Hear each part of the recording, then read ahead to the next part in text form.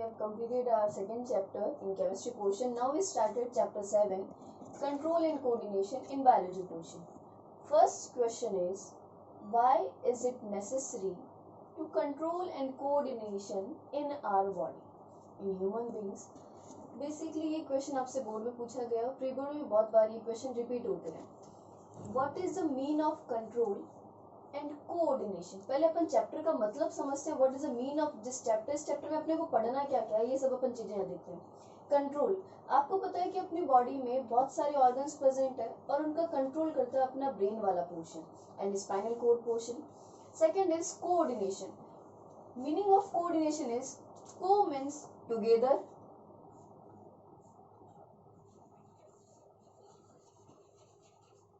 Coordinate work.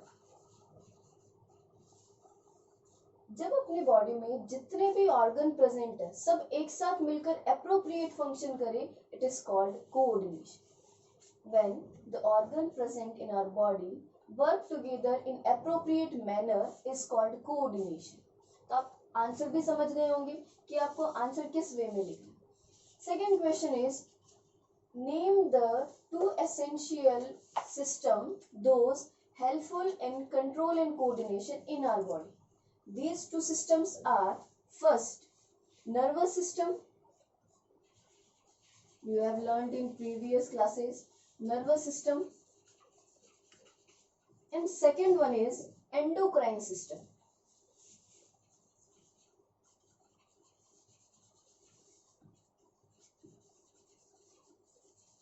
Endocrine system and or hormonal system.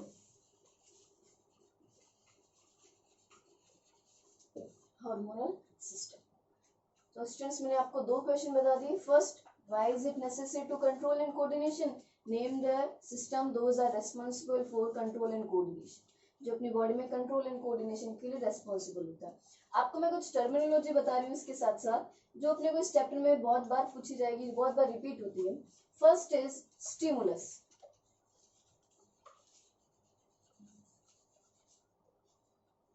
Stimulus. Second is impulse, and third is receptor.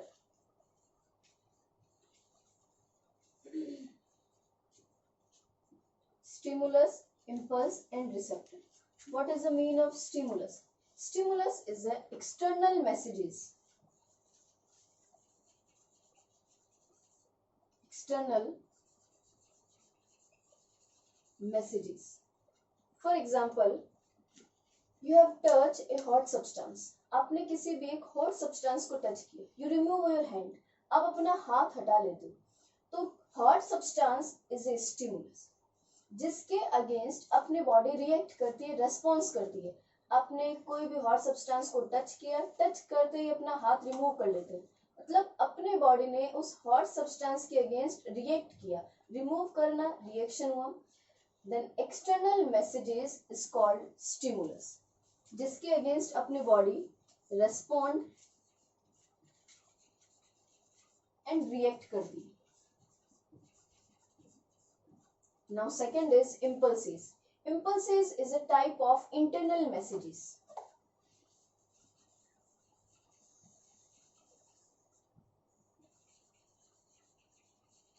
Internal messages. For example, आपने hot substance को touch किया तो अपने body के अंदर ऐसा क्या हुआ कि अपने हैंड जो रिमूव हो गया, वो होता है इंटरनल मैसेजेस या इम्पल्सेस. इम्पल्सेस के दो टाइप के होते हैं. Impulses are two types. First is electrical impulses and second is chemical impulses. Electrical impulses in the form of ions, sodium ion, potassium ion, calcium ion, chlorine ion, and the chemical means in the form of chemical. Okay students, next is receptor. Receptors are the group of cells or tissues. Those are present beneath our sensory organ. Basically अपनी body में 5 sensory organ होते हैं. Skin, nose, ear, tongue and eye. ये अपनी body में जो external messages होते हैं, स्टिमुलस होते हैं, उनको गेन करते हैं और रिसेप्टर के थ्रू अपनी बॉडी में जो नर्वस सेल्स होती है उनको ट्रांसमिट कर देते हैं। Receptors are the group of cell that those are connected with tips of nervous cell जो कि अपनी नर्वस सेल से अटैच्ड होते हैं। ओके स्टूडेंट्स, बेसिकली जितने भी अपने सेंसरी ऑर्गन होते हैं, 5 सेंसरी ऑर्गन होते हैं, उन्हीं के नीचे रिसेप्टर प्रेजेंट होते हैं। And now we start nervous system in human being.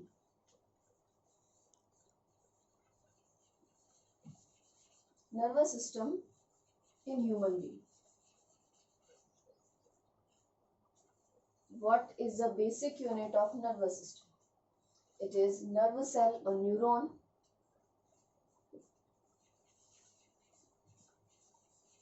Or neuron.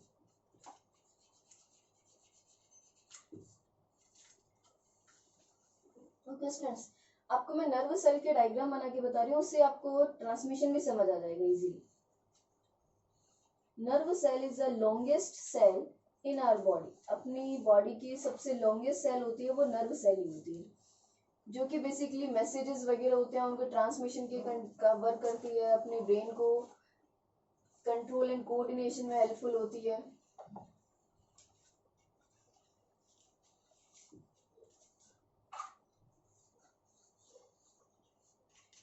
This part is called dendrite. This part is called cytone or cell body.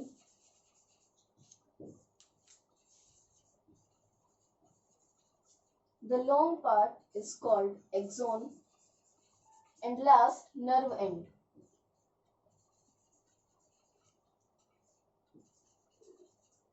Basically होता क्या है, जैसे ही अपन ने कोई स्टिमुलस अपने कोई भी एक्सटर्नल मैसेज अपनी बॉडी रिसेप्टर के थ्रू गेन करती है, तो रिसेप्टर्स ट्रांसमिट करते हैं मैसेजेस डेंड्राइट को। डेंड्राइट से cell body to axon, axon to nerve end move होता है messages.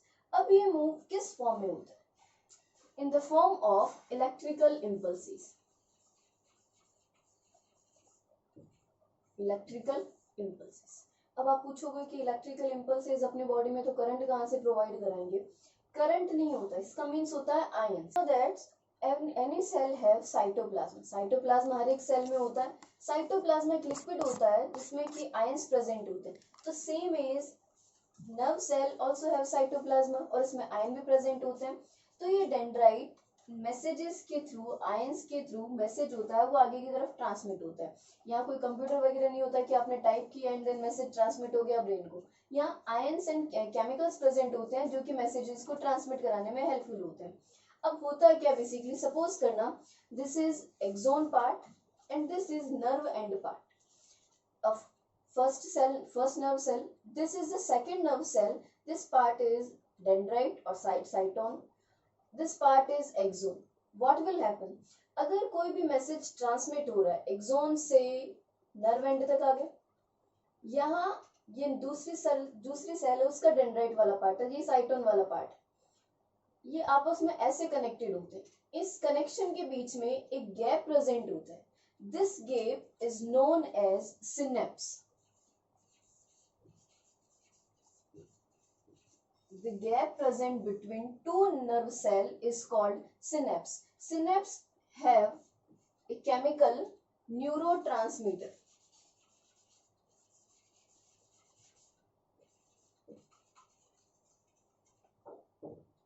Neurotransmitter.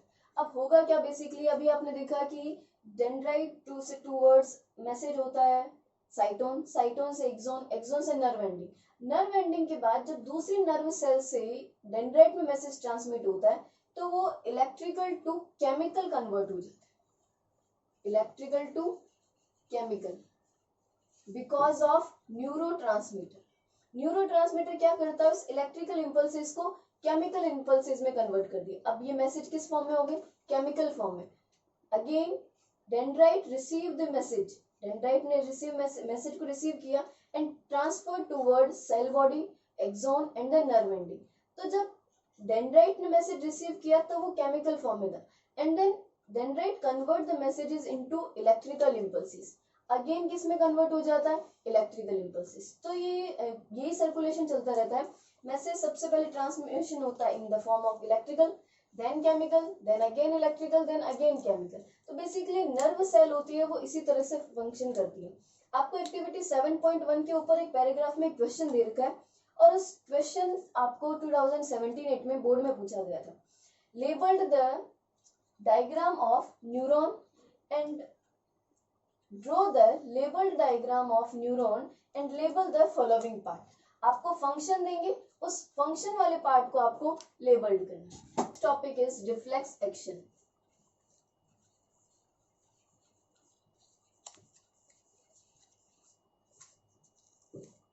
What is the meaning of reflex action? Reflex means sudden and action means work. Those work is sudden action is called reflex action. Those prevent our body in external shock. जो कि अपने body को external shock से या external कोई harm होता है उससे अपने को प्रिवेंट करती है।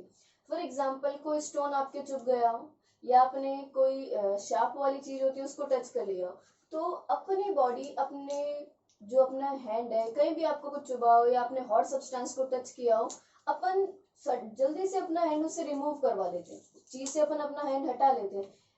किस वजह से? Reflex action. होता क्या है बेसिकली इसमें, अपनी बॉडी में आपको पता है कि नर्वस सिस्टम होता है वो दो पार्ट से मिलकर बना होता है, basically nerve cell, spinal cord और ब्रेन से। तो बेसिकली रिफ्लेक्स एक्शन में स्पाइनल कोड बहुत इंपॉर्टेंट है। स्पाइनल कोड, अब आप पूछोगे कि व्हाट इज स्पाइनल कोड, कहाँ प्रेजेंट होती है? तो बेसिकली जो अपनी बैकबोन होती है, बैकबोन बोनी कवर होता है, उसके अंदर स्पाइनल कोड प्रेजेंट होती है जो कि अपनी बॉडी में मैसेजेस को ट्रांसमिट करने के लिए, अपनी बॉडी में कंट्रोल एंड कोऑर्डिनेशन करने के लिए हेल्पफुल होती है।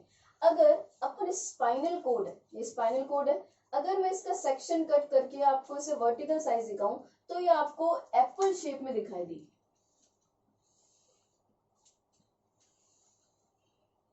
बेसिकली किस शेप में आपको दिखाई देगी? एप्पल शेप में।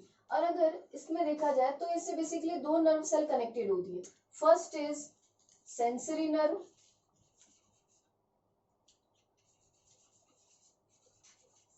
And second is motor nerve.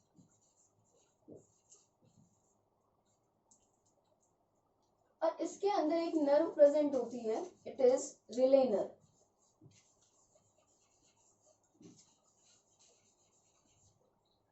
Then what is the meaning of sensory, motor and relay? आपको मैं इनके यही मतलब बता देती हूँ। सेंसरी, अपने जो सेंसरी ऑर्गन होते हैं उनके पास प्रेजेंट होती है नर्व सेल, सेंसरी नर्व, जो वर्क करवाती है। आपने देखा होगा अपने घरों में बहुत सारी मोटर वगैरह होती है, फैन वगैरह होते हैं, कूलर वगैरह होते हैं, उनमें मोटर लगी हुई होती है। मोटर का वर्क क्या होता है? कोई भी फंक्शन कंडक्ट करवाना। तो मोटर नर्व अपनी जो मसल्स होती है उनसे वर्क करवाने का काम। रिले केवल आपने देखा होगा रिले रेस होती है, उसमें 3 या 4 जने होते हैं, वो बेसिकली आगे से सब्सटेंस, आगे कोई भी चीज होती है उसको ट्रांसफर करते रहते हैं। सेम चीज यहाँ पर है। सेंसरी नर्व मैसेज लाएगी, रिले को प्रोवाइड करेगी, रिले किसको प्रोवाइड करा देगा? मोटर। मतलब ये एज ए मीडिएटर वर्क करती है। अब होता क्या बेसिकली, सपोज आपने कोई सब्सटेंस को टच किया हो या नी पे आपको किसी ने मारा हो, तो सेंसरी नर्व होती है वो अपनी स्पाइनल कोड को मैसेज देती है। सेंसरी नर्व है, उन्होंने अपने स्पाइनल कोड को मैसेज दिया और मैसेज रिसीव कौन करेगा? Relay nerve. रिले नर्व क्या करेगी? उसको ब्रेन तक ले जाएगी। ब्रेन केवल एनालिसिस का काम करता है। क्वेश्चन में पूछा गया था कि क्या ब्रेन होता है स्पाइनल कोड में, सॉरी रिफ्लेक्स एक्शन में कोई इंपॉर्टेंट रोल प्ले करता है? नहीं, ब्रेन केवल एनालिसिस करेगा या अपने माइंड में कोई स्टोरेज हुई है वो कोई बात, उसको एनालिसिस करवाएगा कि आपको कुछ हुआ है, कुछ हॉट सब्सटेंस को आपने टच किया है या किसी ने आपको नी पर मारा है, तो वो मैसेज वापस कहाँ आएगा? ब्रेन से रिले नर्व। रिले नर्व किसको कमांड देगी? Motor nerve. Motor nerve function conduct करवाती है। अब देखो मोटर नर्व होती है वो कनेक्ट किससे होती है? ये एक मोटर नर्वस का एक्सॉन वाला पार्ट है और ये नर्व एंड वाला पार्ट। ये मोटर नर्व का नर्व एंड वाला पार्ट मसल सेल से कनेक्टेड होता है।